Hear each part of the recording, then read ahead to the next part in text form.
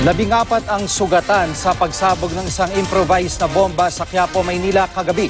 Sa lakas ng pagsabog, may naputulan pa ng paa. Ang posibleng pinag-ugatan daw nito ay gang war. Yan ang tinutukan ni Jamie Santos.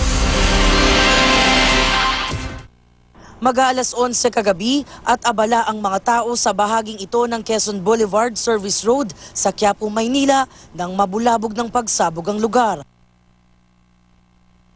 na sinundan ng takbuhan ng mga tao. Matapos ang malagim na tagpo, tumambad ang kalunos-lunos na sinapit ng mga nasabugan. Grabe, kawawa. Sa 14 na nasugatan, karamihan tinamaan sa babang bahagi ng katawan o sa gawing binti at paa. Mayroon pang naputulan ng paa. Isa si Wilfredo Tumogan sa mga sugatan. Nakabenda ang kanang paa niya dahil sa sugat. Nakaupo lang daw siya sa tabi ng kanilang tindahan nang may sumabog. Nagulat ako kasi sobrang lakas talaga ng pagsabog. Yung after ng pagsabog, nakakarinig ako ng sigaw pero para akong nasa ilalim ng dagat. Sobrang nakakabingit. Di ko alam kung magagalit ako, sana gumaling na lang. Yun lang yung naisip ko, sana gumaling ako. Kanina nagtungo ang mga tauhan ng NBI EOD-CTD sa blast site para kumalap ng ebidensya.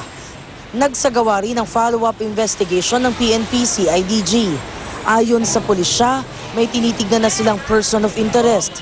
May kinalaman ito doon sa insidente nung April 23 na kung saan merong nabugbog na isang minor, no? At parang nag-retaliate yung kanyang ama.